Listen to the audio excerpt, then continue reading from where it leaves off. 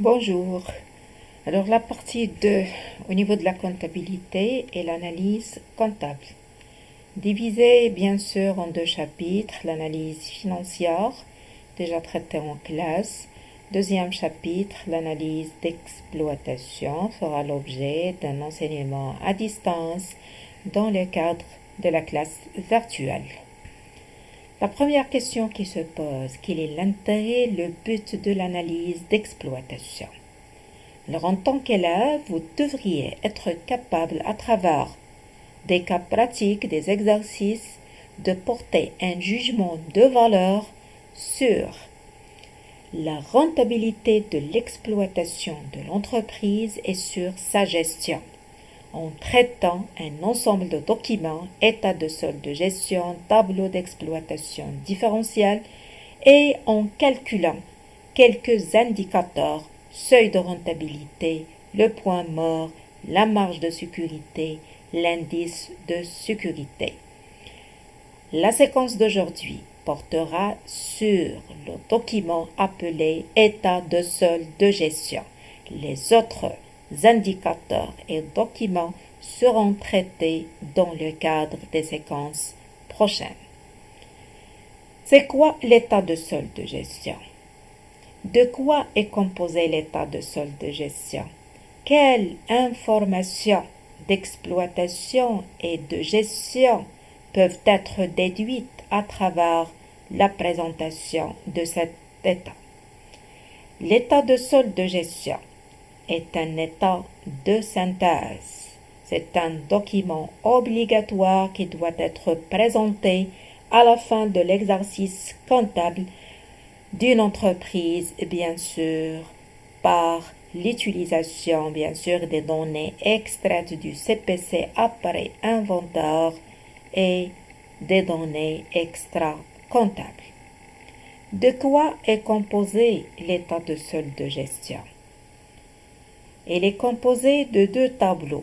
Le premier est appelé le tableau de formation de résultats. Alors regardez le haut du tableau et voilà la fin ou le bas du tableau. On va commencer par le bas de ce tableau.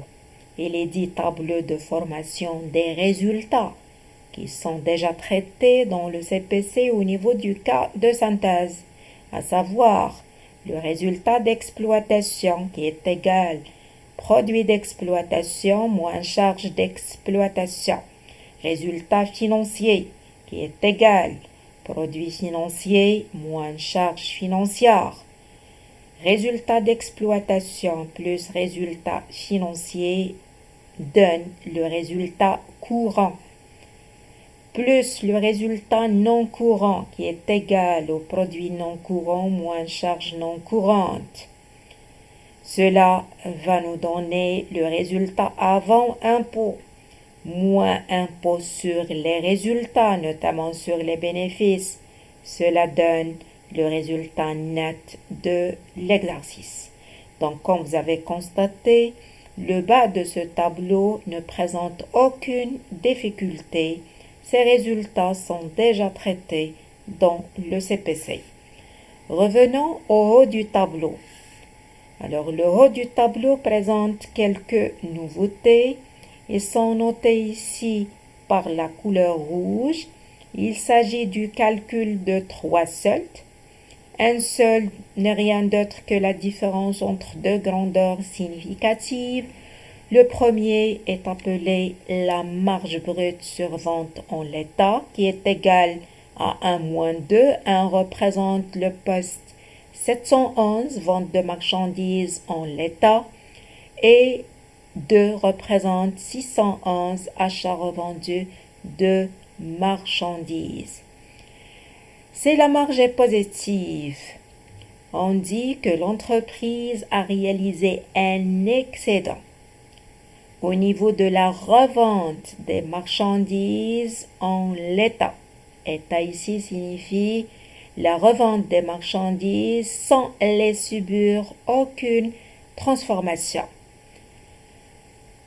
Cette marge informe l'entreprise sur la rentabilité de son activité commerciale.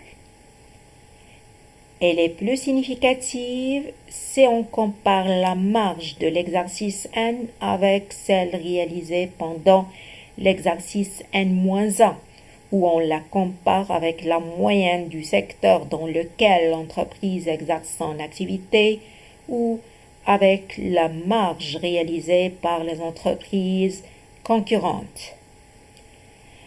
Une entreprise dont l'activité est purement industrielle va avoir bien sûr une marge brute sur vente en l'état nul. Le deuxième seul, c'est la valeur ajoutée déjà traitée au niveau des agrégats dans l'économie générale. C'est la valeur de la production moins la consommation intermédiaire. Dans ce tableau, il est déterminé en prenant en considération le premier seul, c'est la marge brute sur vente en l'état, plus la production de l'exercice qui est égale à la production vendue représentée par le poste 712, la production stockée représentée par le poste 713, plus c'est un stockage moins déstockage, et par la production utilisée par l'entreprise pour elle-même, c'est le poste 714. Et on retranche bien sûr la consommation de l'exercice qui est composé du poste 612 achats consommés de matières et fournitures et 613, 614 autres charges externes. La valeur ajoutée, c'est un indicateur qui mesure la richesse créée par l'entreprise et la contribution de l'entreprise au PIB. Plus la valeur ajoutée d'une entreprise augmente, plus la taille de l'entreprise augmente, plus que son processus de transformation deviendra plus riche, plus lent. Donc, c'est un très bon indicateur de taille, bien sûr. Alors, on passe au troisième solde. Alors, c'est l'excédent brut d'exploitation. C'est le résultat trouvé ici positif ou insuffisance brute d'exploitation si le résultat ici trouvé est négatif. Il est calculé à partir du solde précédent qui est la valeur ajoutée. On ajoute les subventions d'exploitation, on retranche les impôts et taxes, on retranche les charges de personnel. Un résultat positif indique une bonne performance de l'entreprise, indique un bon indicateur de rentabilité pour l'entreprise, ce qui va rassurer les gérants sur l'efficacité de leur gestion. Bien sûr, un indicateur ou une insuffisance brute d'exploitation indique le contraire, que l'entreprise a réalisé une mauvaise performance, que l'entreprise a une mauvaise gestion, une gestion inefficace. Les responsables de l'entreprise seront démotivés étant donné que ce résultat va influencer sur le résultat d'exploitation. Alors, ces trois soldes nous montrent par étapes comment est formé le résultat d'exploitation, c'est-à-dire le résultat de l'activité principale de l'entreprise, le résultat qui exprime la rentabilité de l'activité principale de l'entreprise, alors qui sera calculé de la manière suivante.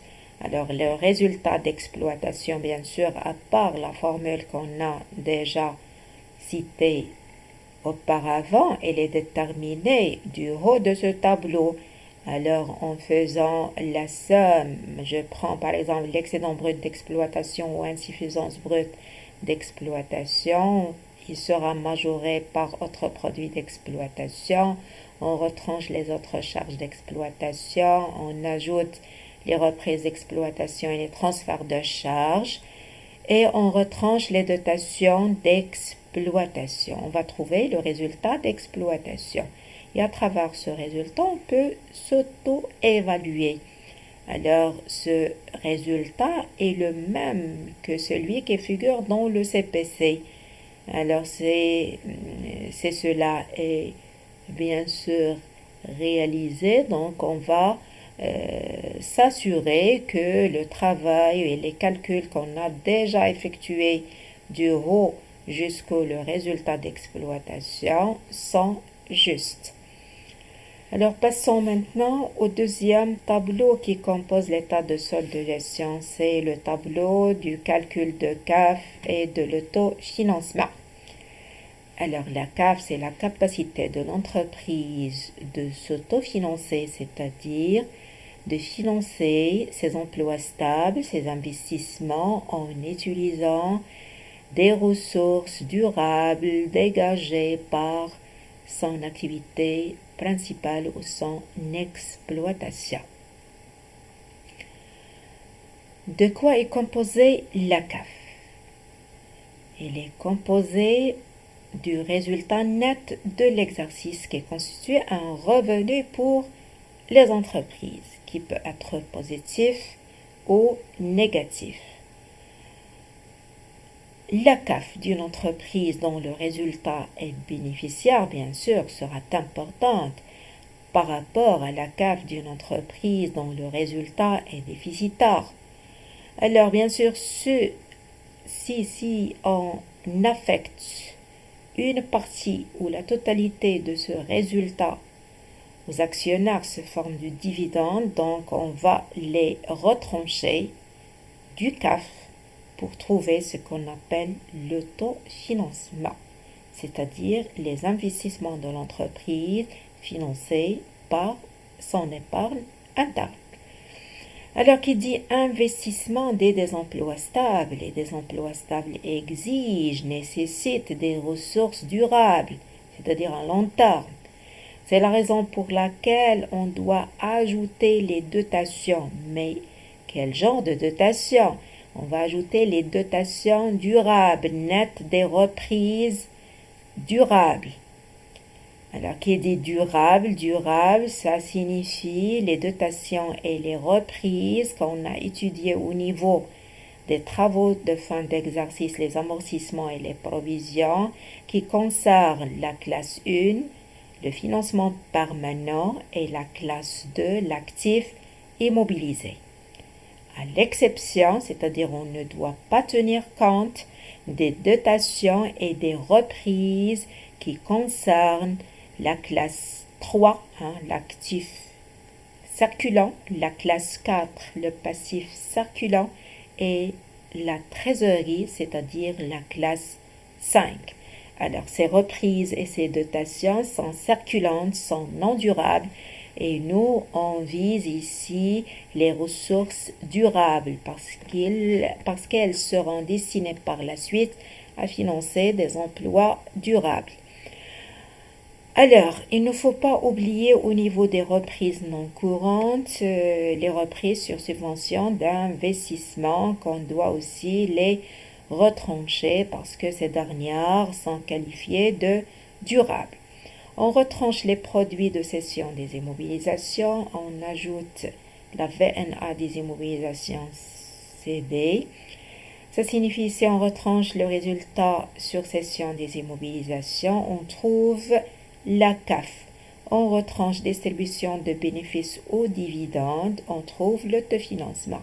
Alors si une entreprise, pendant un exercice comptable, autrement dit, n'a pas réalisé une distribution de bénéfices, donc la CAF dans ce cas doit être égale ou sera égale à l'autofinancement. Autofinancement donc, c'est les ressources durables générées par l'activité de l'entreprise et qui servent à financer les investissements durables. C'est l'épargne à long terme de l'entreprise et bien sûr qui sera utilisée pour financer ces investissements à long terme. Alors à bientôt à la séquence prochaine.